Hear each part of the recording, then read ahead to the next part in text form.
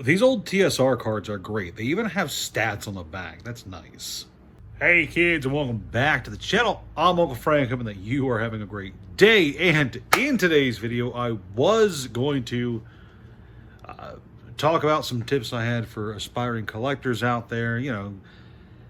Just general suggestions that I think would help people along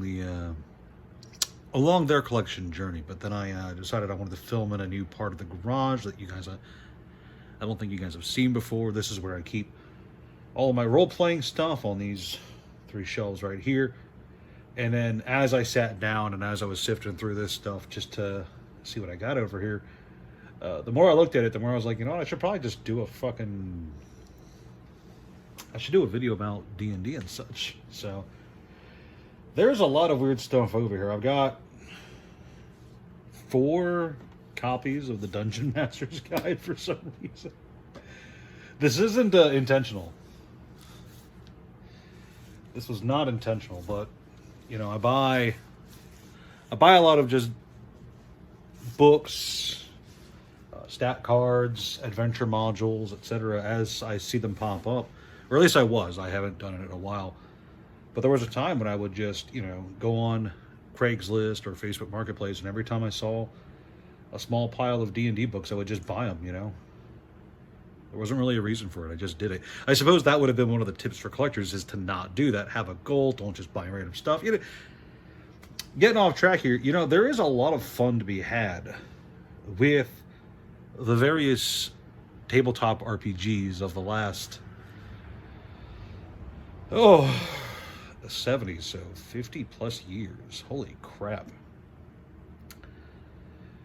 There are people who are grandparents now who weren't even born yet when D&D was new. Isn't that nuts? It's crazy to think about. But yeah, there's a lot of interesting stuff out there in the world of RPGs, and it's kind of fascinating how people get upset over the new stuff, the changes Paizo or Wizards of the Coast makes to Pathfinder and Dungeons and Dragons. Got all tongue-tied there. There's a lot of new games that enter the market every year. There's new RPGs all the time. I mean, over here we've got Konosuba and Goblin Slayer. Those are fairly new, right? Goblin Slayer's fairly new, right? But as people kind of focus on a lot of the new stuff hitting the market, and they kind of get obsessed over, you know, talking about whether it's good, whether it's bad, the past tends to get forgotten, and I think that's a bit of a shame. And yeah, before anyone says anything, I'm aware that there is a whole old school community, a thriving old school Renaissance community online. I have played plenty of games with people like that. I'm aware that there are people out there who focus on the old stuff or revamped versions of the old stuff. I'm aware of it. But you know, for the wider audience, the audience that was brought in by Critical Role and D&D 5th edition, 2014 edition, I think it's called. You know, the majority of them seem to be unaware of the Library of Alexandria-sized pile of books that are available to anybody who's willing to take the time to look. And I don't just mean for D&D, I mean for Pathfinder. There's a lot of Pathfinder 1st edition stuff out there. There's a lot of Savage. What do I have over here? I've got, hang on, Conan, Call of Cthulhu, Lord of the Rings, Cybernet, Firearms D20, Black Sails, Spyro Black, Sidewinder, Gamma World. I don't know what that is. Like, there's a lot out there. There's a lot out there on the market that's not just D&D or Pathfinder. And I know that those are kind of the two that your mind always goes to. There's kind of sort of had a whole shelf dedicated to weird side games. Do I just not have that anymore? Oh well. You know, there's Vampire the Masquerade. There's the whole World of Darkness book line. Vampire, Werewolf, Changeling, etc. You know, there's a lot out there. And yeah, I know that most of it's designed for a specific rule set. I'm aware. But with very little effort, a lot of the content of these books from the last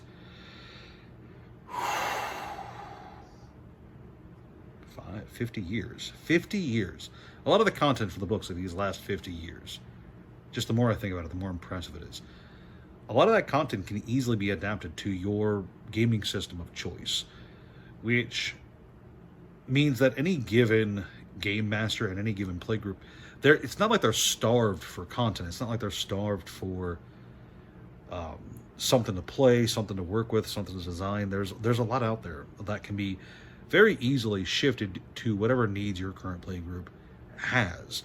And I know I just ranted on the channel the other day about play old video games, only buy old video games because the current video game ecosystem isn't all that great. But that mentality extends to other hobbies as well. It's not just video games that some people feel are getting worse. It's everything that's been corporatized in the last 15 to 20 years.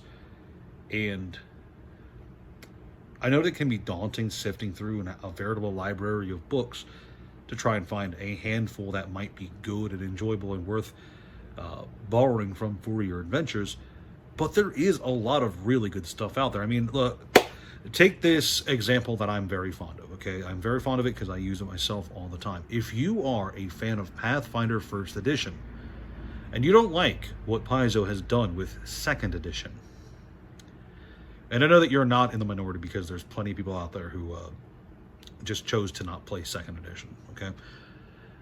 You don't have to play 2nd Edition. You can keep playing 1st Edition. I almost guarantee, especially if you've only been playing 1st Edition since like 2014, 2015, like that, if you've, only gone through a handful of adventure paths, for instance, chances are there's a lot of content that you've just not gone through, and it's worth going through. And if you do exhaust all of the adventure paths, all of the Pathfinder Society scenarios, and all of the random one-off adventures, like we got down here, the first one I grabbed is Cult of the Avon Destroyer. If you manage to get through all of those random books, and there's a lot of them, guess what? If you still don't want to play 2nd Edition Pathfinder, you don't have to, because it's very easy to convert D&D 3rd Edition books to be compatible with Pathfinder content. I suppose I shouldn't have grabbed a Dungeon Master's Guide as the example. I should have grabbed, what have I got? Boom. Like, if you want to play Pathfinder and you don't want to play D&D 3rd Edition for some reason, you can just take the stuff from the Forgotten Realms campaign book and play it with Pathfinder 1st Edition. It's not a particularly challenging thing to do.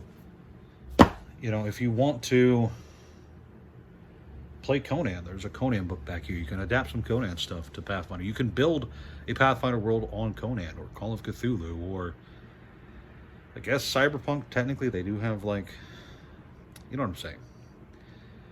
There's a lot of content out there that can be easily moved from game to game with little to no effort. And I just don't understand why people feel the need to complain about 5th Edition. And then, don't get me wrong, I'm very guilty of this myself. I complain about 5th Edition and Pathfinder 2 all the time.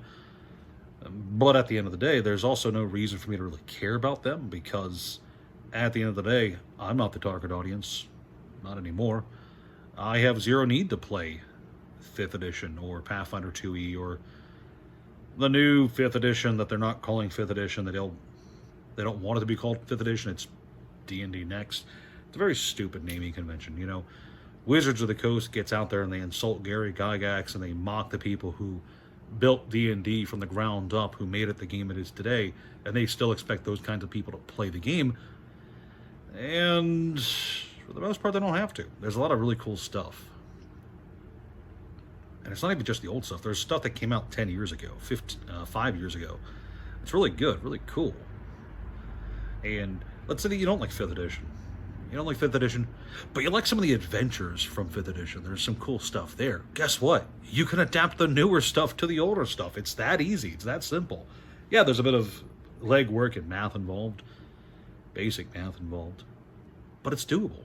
And I think it's worth pursuing some of that cross adoption if you are either A, not interested in converting to a new system, or B, just want to try something for your system before considering jumping ship. And, you know, this isn't me saying, oh, you should stick to one system and never switch out. You know, this is me saying, you know, if you are the kind of person who's already decided you don't want to swap to something else, well, then don't worry. There's plenty of content out there for you, whether it's initially designed for your system or not. So that's really all I got for you kids today. This was going to be a tips video, but as I sat down, I was like, you know what? I really should talk about D&D more on this channel. It's just, oh man, I've got some really cool stuff to share with you guys. I've got, move all this stuff out of the way. I've got these really old, like really old adventure books here. Got some Dragonlance. Look at that. This will be the video thumbnail. Isn't that great? I've got some really cool old stuff here, man. This stuff doesn't stick together well. What do I got here? I got some really fun. It's almost exclusively Dragonlance in this pile. Oh man, AD&D 2nd edition, some Dragon magazine. It's not like I don't play 5th edition, or it's not that I don't have 5th edition stuff. Like I've got the Ravenloft book, because obviously I have the Ravenloft book. I have all the D&D Magic the Gathering books, because obviously I'm rambling now. Thank you guys so much for watching. Have a great day. Please like, share, and subscribe, all that jazz. Ciao!